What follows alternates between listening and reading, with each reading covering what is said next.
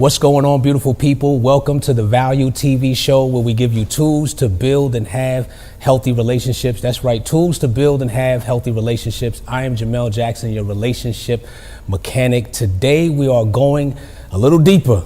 Today we're going to be talking about a topic called infidelity. We're going to be dealing with some betrayal. We're going to be giving you solutions to overcome these challenges, but couldn't do this without two of the most amazing people that I know, the couple that specialize in this particular field, Hasani and Danielle Pettiford.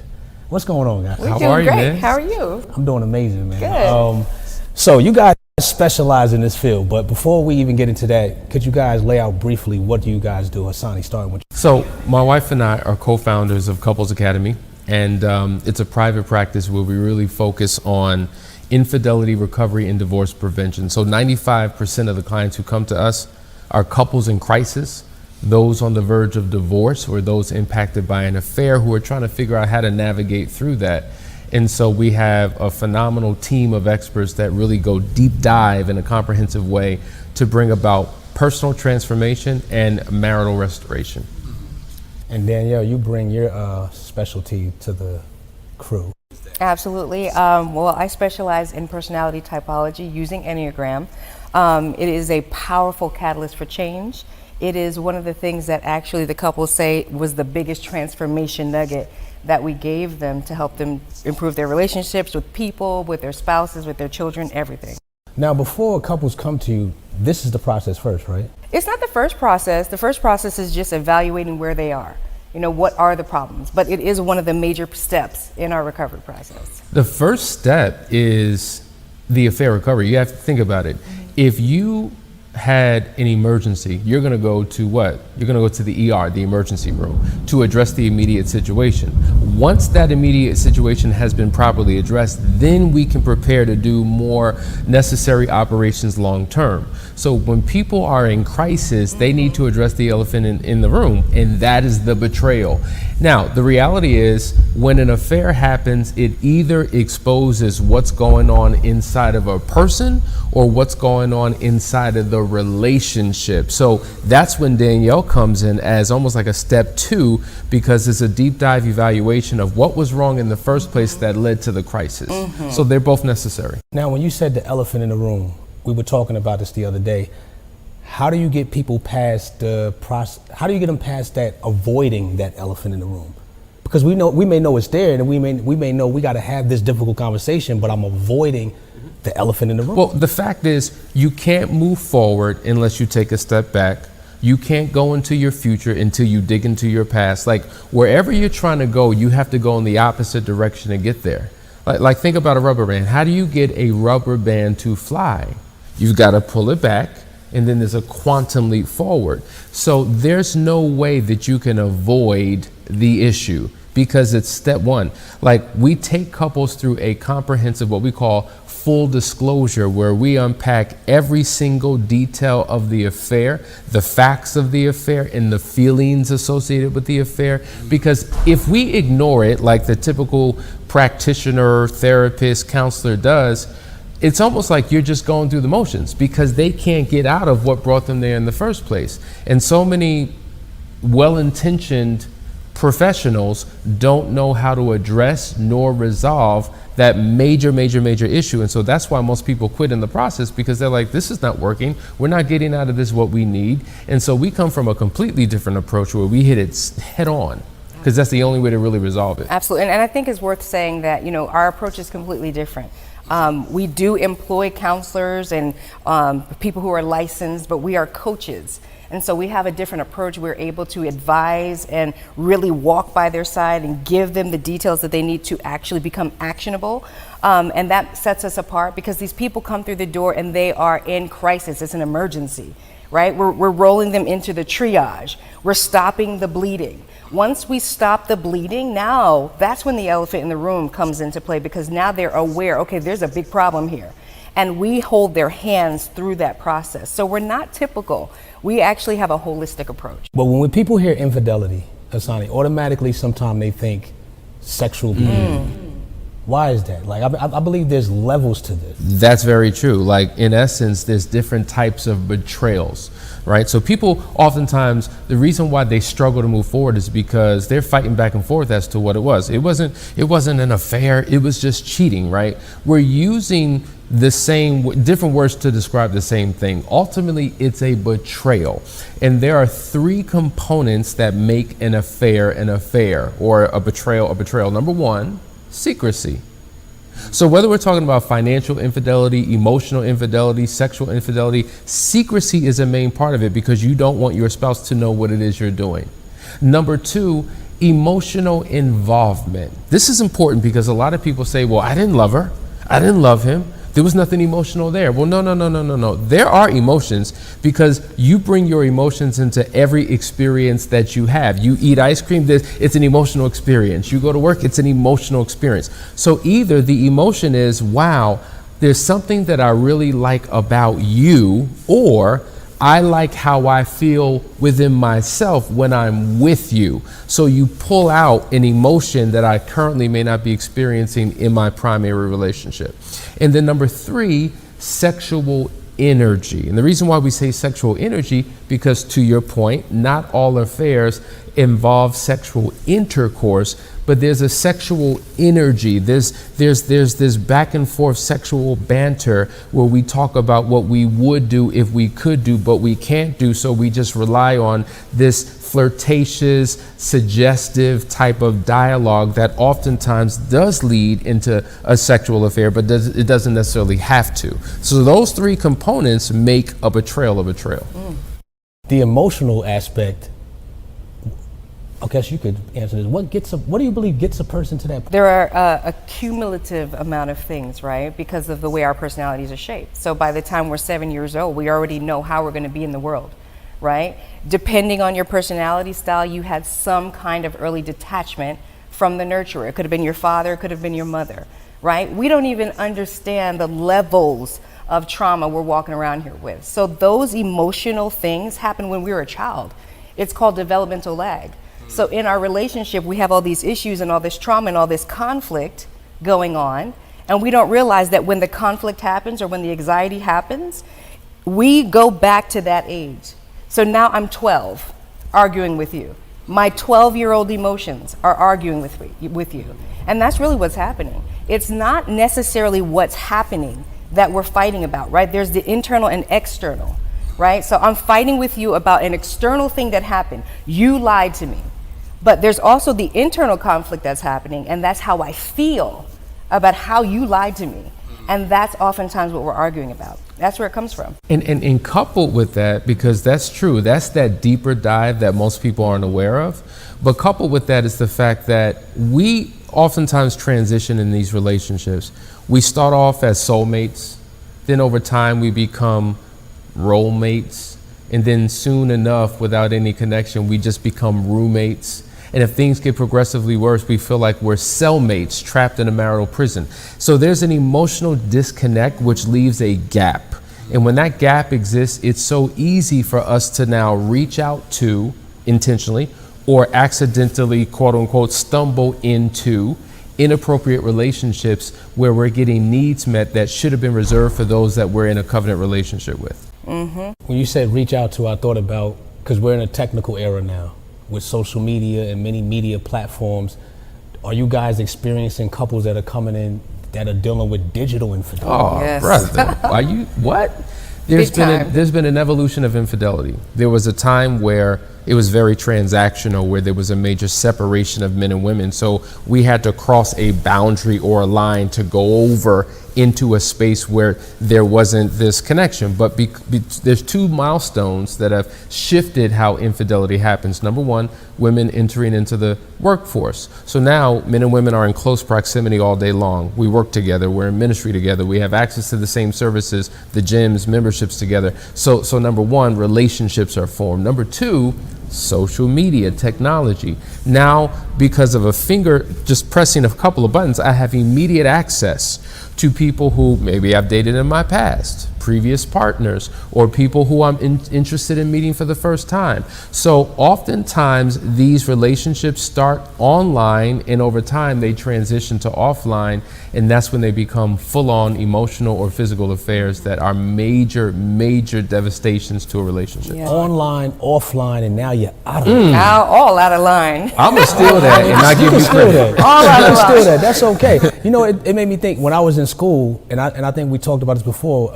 I was studying computer science, and we had a class called disaster recovery.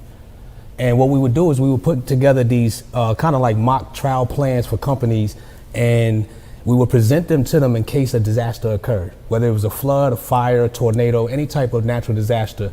And some of the companies will reject the plan. And the plan may be from where $5,000, $10,000, $20,000, but they were rejected. And so what would happen is a natural disaster would occur, a fire or a flood, and it would destroy all the data. And now they would have to pay millions of dollars to recover the data. And when I thought about even relationships. So they call it a business continuity plan. And so I think couples should have a relationship continuity plan. Because most of us don't want to install the sprinklers until the fire starts. Correct. So And it true. ends up costing you so much more on the back end. Yeah. Now, you know what? That is brilliant. Because most couples, they would say, I can't afford what they're talking about, so we should just stay in this situation. Or we'll try to battle it ourselves. What do you say to that? Have you guys had that type of argumentative approach? Of course, you can't DIY yourself through your recovery process. And it makes me kind of think of a plane, right? When you get on a plane and that plane lifts off the ground, no matter where it's going, 90% of its journey is off course. And the only way that it gets to its final destination is that there's a radar system, a navigation system in the cockpit constantly guiding that plane. So there are thousands of course corrections being made along the way. If it did not have it, even with the best of intentions of the pilot, that plane would wind up in Timbuktu somewhere. And so oftentimes from a relational perspective, it's the same thing. You may have the best of intentions, but as they say, the road to hell has been paved with good intentions. And in your efforts to restore your relationship, 90% of your journey is going to be off course. So you need a coach, a guide, a therapist, somebody who's taken this journey several times. And to your point, there's a cost associated with it. And oftentimes people aren't willing to invest in their relationship or in their marriage. They'll spend thousands of dollars on clothes, cars, Vacations, everything. holidays, all types of things, but don't see the value in their relationship. Is it because of the work? What were you I was going to say, I just think people overlook the need for personal transformation, right? We're doing all these things. We're looking for dates online, going to social media, stepping out around the corner, hiding cell phone texts, all these things. And they don't understand that they are the problem. We always say that the key to your marital restoration is your personal transformation. So that means that you got to get busy working on yourself, and people overlook it because they think that they can cover those anxieties and issues and needs by going and shopping and going on vacations and things. The key is personal transformation, and that's what they miss. So that's that continuity plan that you're talking about. I love how you explain that because it makes me think about our logo, which is a shield, right? So we want to shield your marriage. But how do you do that? By implementing a plan. Where do you get the plan? From people who understand, who have gone the way and know the way, who can hold your hand through the process. And people overlook the need for that. And there's a cost associated. Right. So you working with women, what's one of the most difficult challenges you face unpacking and digging into that personality assessment? Unforgiveness. It's the biggest challenge. People are holding on to years, decades of resentment, bitterness, and actually unforgiveness turns into resentment, which solidifies into bitterness. And bitterness is essentially a perspective. Now I see life this way because I'm bitter. Everything I look at through the bitter lens. And so really deconstructing that and helping people go before the unforgiveness. What happened and who were you? And unearthing all those things really is the key to their transformation. But the biggest hurdle is getting people to just let go. Wow. Yeah. Wow.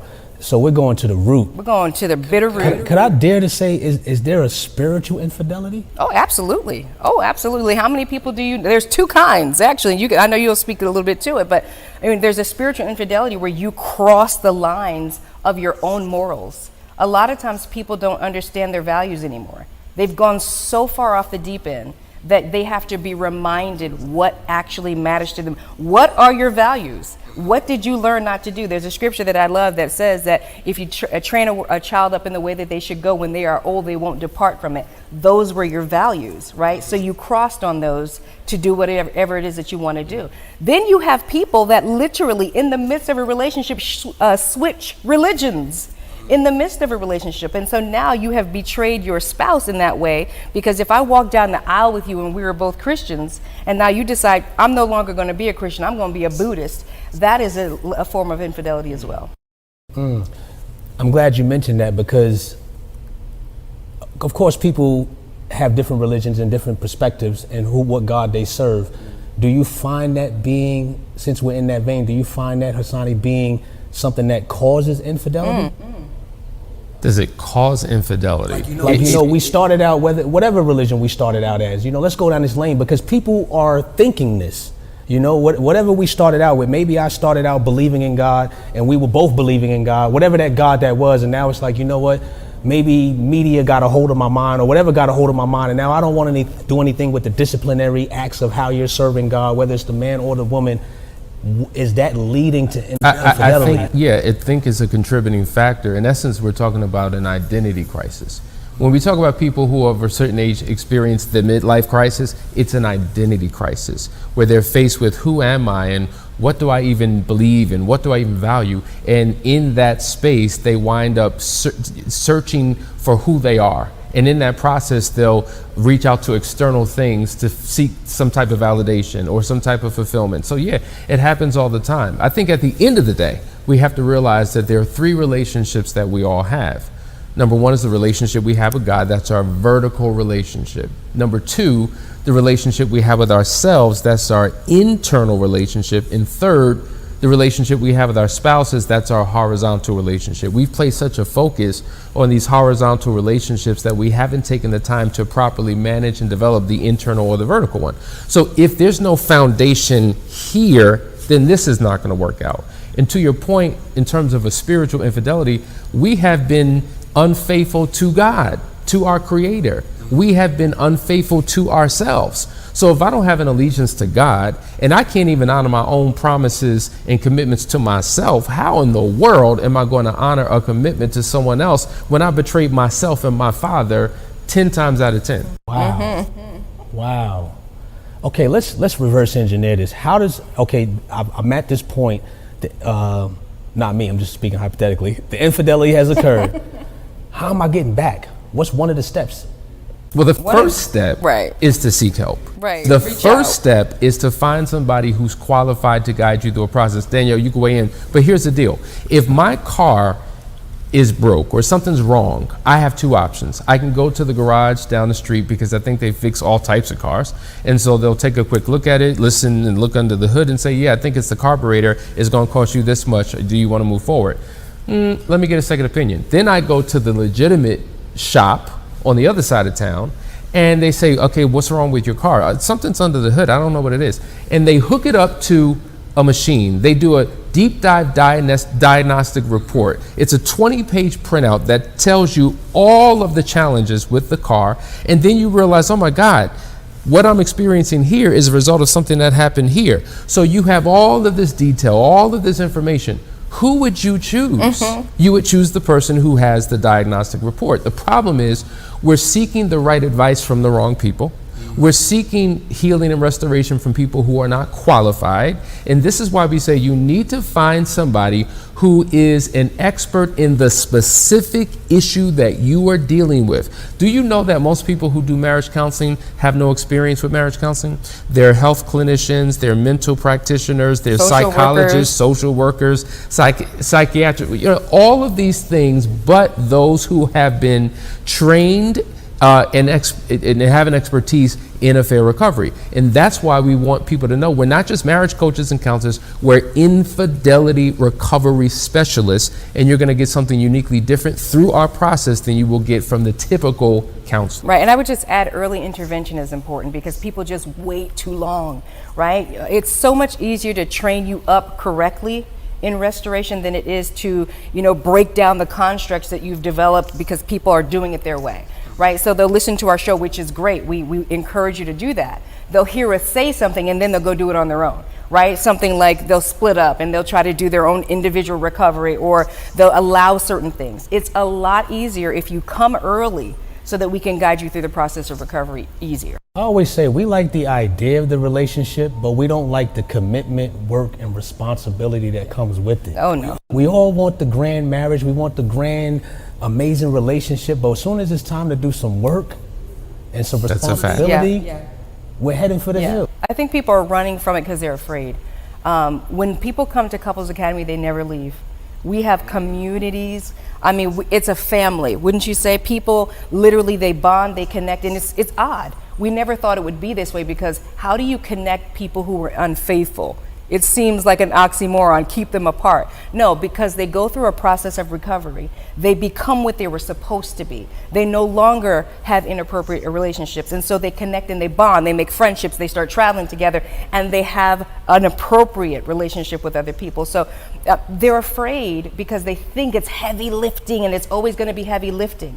When you start, it might be hard, but once you get going, it's easier and easier and easier. You enjoy the recovery, you enjoy the personal transformation. There's just a complete 360-degree turnaround in the lives of people that get started in. Well, I commend you guys for what you do, because a lot of times when people are going through a situation like that, some people would castigate them or say, you know what, you're done. Correct. Let me put you over in that corner. You've been divorced, you've been damaged, you've done this, you're bad. Here's the judgment on you, go over there. Matter of fact, sit in the corner. But here's the question, Hasani. What about the person that's like, okay, this has been done, I'm done. Like I'm just done. I went to the class, I went to this, and I just can't see her or him. I can't see them the same. Well, I think that's the knee-jerk reaction that most of us have, right? So once we discover an affair has occurred, they're done, right? And so what we oftentimes say is, listen, before you make that decision, or more often than not, you have people who are vacillating back and forth. Should I stay? Should I go?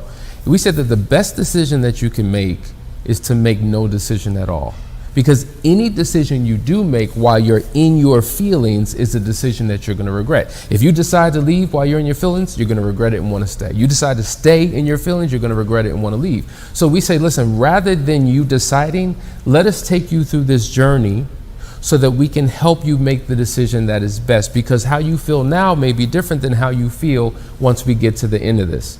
And so oftentimes there's a shift and a transition. People come to our last chance weekends completely distraught, only doing it because my spouse wants me, but they already have their plan. Once they get home, they already know where they want to move. They got their bags virtually packed in their mind. They've got the whole plan. And then something shifts and changes in that experience that gives them a glimmer of hope. So they come from a place of desperation and leave with inspiration. They come feeling hopeless and helpless and leave with a plan that they're ready to execute to have a marriage that they've never had.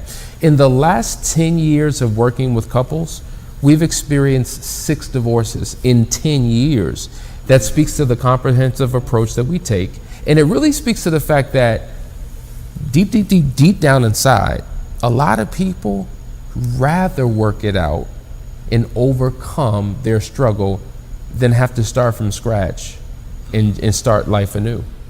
So even if it's 1% of you, like what percentage of you wants to say only 1%? Well, I'm speaking to that 1% now, because that 1% can grow to 10, can grow to 20, can grow to 50, and before you leave, now you're at 100% fully on board to experience a life that you've never had. Wow, that's phenomenal, man. Listen, Danielle, for the woman that's watching right now and listening, and she's in this position, she's probably at her wits, she's had it up to whatever, and she's calling it a quits. I'm done. I've watched videos, listened to sermons, read books. I'm quitting. I hear what they're saying on this show. What are you going to say? Yeah. Well, to the single woman, to the married woman, to the woman in waiting, to the girlfriend, I don't care what status you have, if you are struggling, if you feel buried by the trauma of your life, by the trauma of relationship, reach out. There's a place for you. And there are some gems and there are some golden nuggets, there are some seeds buried within you that if you only knew what you were capable of, if you're tired of doing life alone, if you want a sisterhood that is connected and bonded, reach out. We have a place for you. Hasani, address those men. Same position. One of the things that we say is this: every man needs a man. Come on. Right? So we have all grown up in our household. Some of us have had a poor example, no example, or a great example. But the point is, our definition, our interpretation, our experience into manhood is uniquely different. And oftentimes there's a deficit that we have within us. So now we're in this marriage, family situation, and there's responsibilities and expectations of us. But how could I be a good husband or a good father if I don't even know what being a good man is? And I think so many men are in search of significance. They're trying to find out who they really are. And we create a pathway of self-discovery into manhood so that you can become who God has created you to be, and then you can serve others the way that God has intended you to do. So if that's you, reach out to us. We would love to work with you. Well, there you have it, ladies and gentlemen, the Value TV show where we give you tools to build and have healthy relationships. If you're single, dating, married, and you're looking for tools to build and have a healthy relationship, check out the Value TV show. I'm Jamel Jackson, your relationship mechanic. My beautiful guests, Hasani and Danielle Pettiford, just broke it down and laid out some tools. See you guys later. Peace.